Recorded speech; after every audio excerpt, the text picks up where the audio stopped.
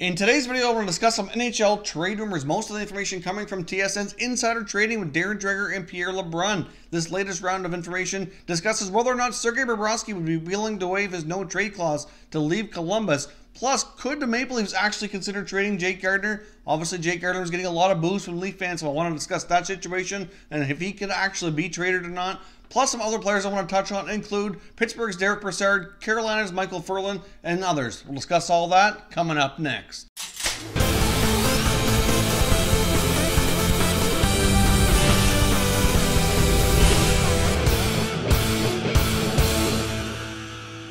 Hey everyone, and welcome back to another video here at Top Shelf Hockey. If you're new to the channel, thanks for stopping by. We review and discuss all 31 NHL teams. So if you're a huge hockey fan, consider subscribing and clicking the bell so you don't miss anything. So as I mentioned off the top, today I have some NHL trade rumors I want to discuss from the TSN Insider Trading segment with Darren Dreger and Pierre LeBrun, where they went over a wide variety of players here, including Sergei Bobrovsky, who's a player that's been talked about a lot recently. Obviously, he was recently kind of basically suspended for a game by the Blue Jackets organization after an incident, which we did get further clarification on when we discussed that in a video a few days ago. I guess my thoughts were that he was pulled in the game versus Tampa last week, did not come back to the bench. He went down the tunnel, obviously had a little bit of an exchange with Coach John Tortorella, and never came back to the bench to make himself available for the remainder of the game should something have happened that he might have had to go back in. And that indeed was the incident that he was held out, or I guess not really suspended, but kind of disciplined for here by sitting out a game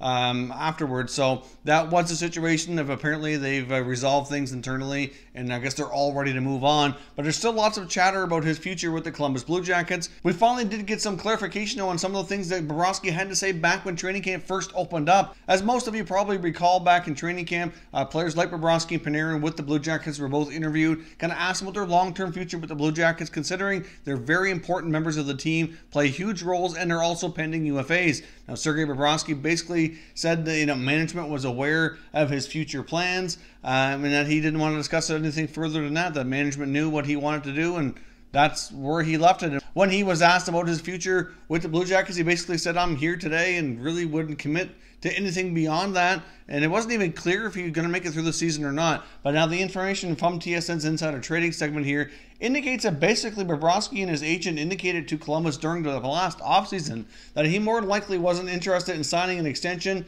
and that he likely would be going to free agency. Now, of course, he does have a full no-trade clause, and they also did provide teams that he'd be willing to waive to at that point in time for the general manager for Columbus, Jarmo Kekalainen, to be able to consider moving him so that they wouldn't risk losing him for nothing in the 2019 offseason, since he will be a free agent. But either way, this is kind of pretty big information in my opinion, that we finally find out that Bobrovsky's camp informed the Blue Jackets during the last offseason that he would not be signing an extension, and that he'd be willing to waive his no-trade clause under certain circumstances. And here's some teams that he'd be open to looking at should they want to talk to those teams about maybe striking a deal. Now, it also was mentioned in this segment that they don't believe that Jarmo Kekalainen has ever contacted any of those teams and tried to see if they were interested, and even talked about a deal to trade Bobrovsky at all. So will he go down that road? It's certainly a possibility now after everything that's happened, but it's basically believed that Jarmo Kekalainen and the Blue Jackets staff kind of believe that they need to hang on to these guys, try to make some progress, get into the playoffs, hopefully at least win one round for the first time in franchise history, see how far they can go and deal with it later. But I really think that would be a huge mistake. I do think that we're going to see a situation with free agency in 2019 that we saw the kind of beginnings with John Tavares jumping ship in 2018, leaving the Islanders and going to the Maple Leafs. I think in a way a lot of teams kind of woke up and said, you know what, maybe we shouldn't be taking any chances here. At one point we never really saw big name free agents change teams, but it's becoming a different trend here now. And we'll see what happens, but I think they're really playing with fire. And if he has a list of teams that Bobrovsky would be willing to wave to, it would be something that I would really seriously consider. I mean, Korpisalo has kind of come along a lot this season. Seems like he might be capable of taking over. They've certainly given him more opportunity to play more games, kind of start getting him ready to take over as a starter. So we'll see what happens here, but certainly some big information, in my opinion, on Bobrovsky and kind of what went down during the offseason, and the fact that he does appear willing to waive for certain teams. So we'll see if he'll remain a member of the Blue Jackets for the remainder of this season, go into free agency and choose his own destination, or will he actually get traded and see if the Blue Jackets can recoup some assets here rather than risk losing him for nothing in the offseason. During this TSN Insider Trading segment, it was also mentioned that they firmly believe that the Pittsburgh Penguins are heavily trying to move forward Derick Brassard. He really hasn't been all that great of a fit since he was acquired by the Penguins from the Ottawa Senators late last year near the NHL trade deadline. It was a very complicated trade between the Penguins, the Senators, and the Vegas Golden Knights. The Penguins did end up giving up a really solid prospect goaltender in Jonas Gustafsson to the Senators. They also had to move Ryan Reeves over to Vegas. Of course, Vegas had to retain a little bit of Brassard's salary, which will certainly help in moving him because it's not his full salary that would count against the salary cap for the acquiring team. So the fact that his cap hit's only a little over $3 million will certainly make things easier, but Brassard had a shoulder injury when he was in Ottawa. I don't think he really ever fully recovered. I think he's still feeling the effects of that injury, and that certainly is playing a role, I do believe, in his long-term performance here ever since. I believe that the Pittsburgh Penguins are trying to shop Derick Brassard, but they would like another player in return who can play a similar type of third-line center role. I think they would probably prefer, obviously, something they can get better production out of, but possibly, maybe even see if they can get something with a better cap hit, because they don't have a ton of wiggle room there when it comes to the salary cap, but they do have a little bit of flexibility, and we know Jim Rutherford will certainly be, very creative in how he goes about doing this. But Brassard does appear to be very likely to be traded by the Penguins, and their hope is to land a very similar type player, third-line center role, in return to see what they can do here in the playoffs. Now, obviously, the Penguins have been, kind of turned things around here in recent weeks. Earlier this year, there was certainly a lot of doubt of where the Penguins would go. Would they make the playoffs again? They were near the bottom of the Eastern Conference standings. They've really done a really solid job here turning things around and having a much solid performance here over the last number of weeks, and are certainly, firmly entrenched in the playoffs and in the hunt here. So I do believe Rutherford will be going all out to try to bolster up his lineup with Crosby and Malkin, of course, still, somewhat in their prime here to see if they can win another Stanley Cup. So we'll see, but according to them, Derick Brassard is very, very likely to be traded before the deadline this year. Now, another team that's already we touched on here in recent days, the Anaheim Ducks, going through a major slump, major losing streak. We saw Bob Murray come out and kind of defend his coach, Randy Carlyle, a little bit. But if that losing streak continues, it's really hard to say how much longer he can do that. But, obviously they do have a head coach at their San Diego affiliate in Dallas Eakins, who certainly would be, I think, an ideal candidate to take over should they decide to move on from Randy Carlyle, especially during an in-season move. It would certainly be an easier transition. They do have some pretty solid prospects there in San Diego. That team's playing very well, and I do think that a lot of those guys are going to slowly be working their way up to the main rosters. They try to turn things over and give some spots to some younger guys here, so it probably would make sense that if they're going to be trying to move out some of the more of the veterans and get younger, that Eakins probably would be a good choice of forwards. But one of the forwards is kind of in that middle road. He's not really in the young side anymore, but he's certainly not a very old veteran, and that's Jakob Silfverberg, who's been a pretty solid right winger for the Ducks here for many years, ever since being acquired from the Senators in that Bobby Ryan trade back a number of years ago now. But he is coming up to be a pending UFA, and it might prove to be difficult for the Ducks to sign him depending on what his asking price is. But he's been a pretty solid two-way forward for them. And I know that Bob Murray would like to retain him. They do see him as part of the solution, but at the same time, it's widely believed that by the deadline, if they don't have an extension in place, that he will be moved, because the Ducks are not in a situation where they want to take any chances on not getting some assets in return. So I have touched on Silfverberg here in the recent past, discussing trade rumors before, but here's some further confirmation here from Pierre LeBrun and Darren Dreger that they do want to sign him, but it is likely going to be difficult, and if he's not signed to an extension, fully expect him to be moved here by the deadline. Now, I also want to touch base quickly on the Philadelphia Flyers. They did place veteran forward Dale Weiss on waivers today, so we'll find out by noon Eastern time tomorrow if anybody has claimed him. So could that possibly lead to some other moves? Oftentimes we do see players on waivers and then later to be traded, or maybe they could be making room on their roster for a different type of move. Either way, we've been waiting for the Flyers to kind of make some noise with some trades ever since firing Ron Hextall, handing the reins over to Chuck Fletcher. He hasn't really done a whole lot as of yet, so we'll see here what they can do with that roster to kind of get things righted for future development of this franchise.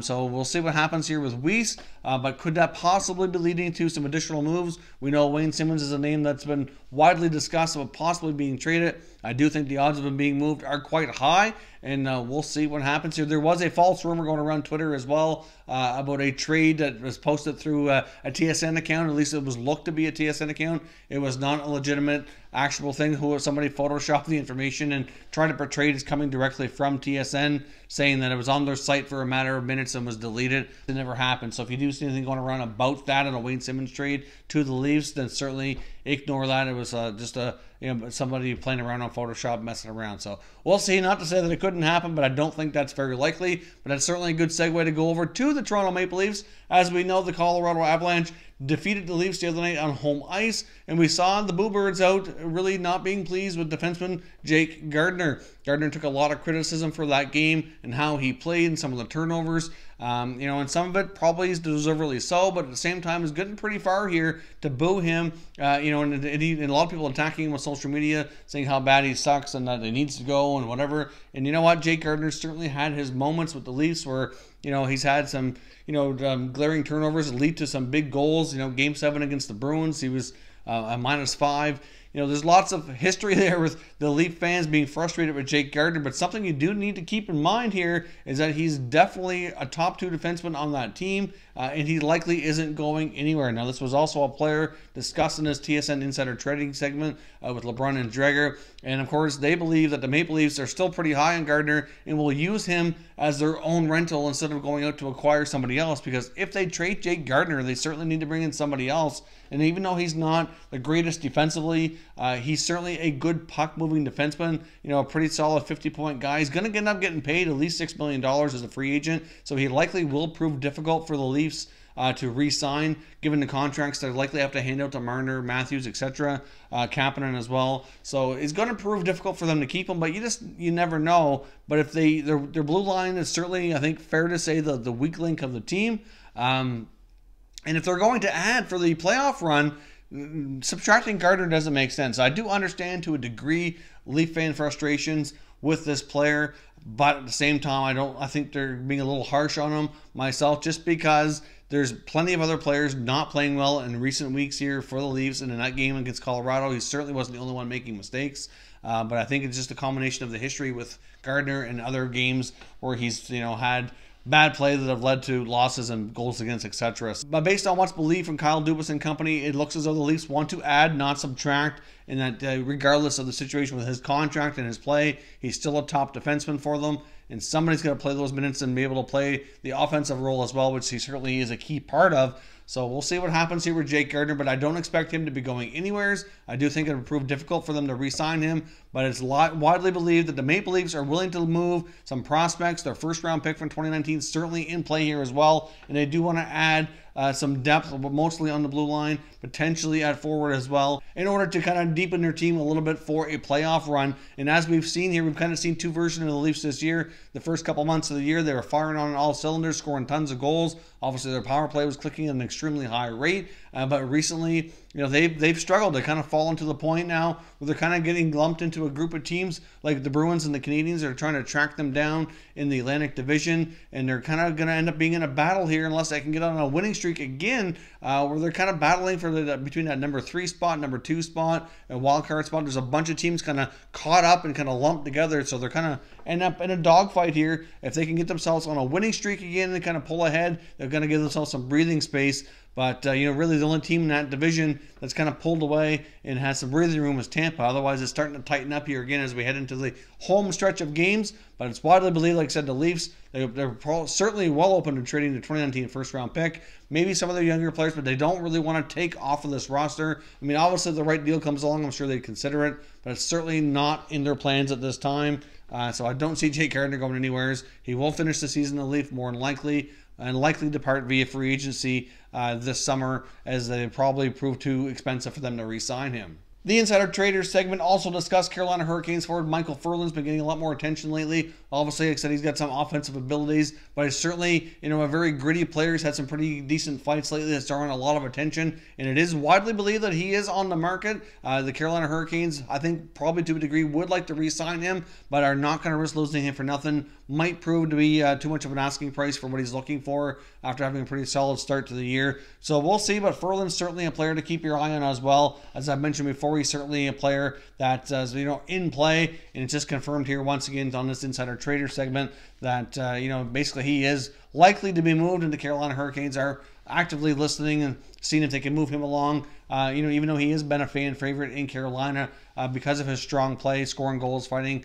It just looks like more and more likely that he won't finish the season in Carolina. So that is all your latest updates here for today. Of course, I want to hear your comments down below so we can continue the conversation and see what everybody thinks about all these latest rumors. Do you see Bobrovsky waiving his no-trade clause, and where would be a good fit for him? What should the Maple Leafs do? I mean, are the Bluebirds going to drive Jake Gardiner out of Toronto? And how should they go about preparing themselves for their playoff run? Obviously, adding some depth in the blue line likely is a wise move, but what kind of deal should they do here? Obviously, getting rid of Gardiner, I don't think is really going to make that situation any better in the short term. If you're new to the channel here, hope you consider subscribing. We cover all 31 NHL teams, and there's plenty of content here for all hockey fans to enjoy. So if you're new, hit that subscribe button. If you like this video, give it a thumbs up before you go. I'd appreciate it if you did. As always, thank you very much for watching, everybody. We will catch you next time.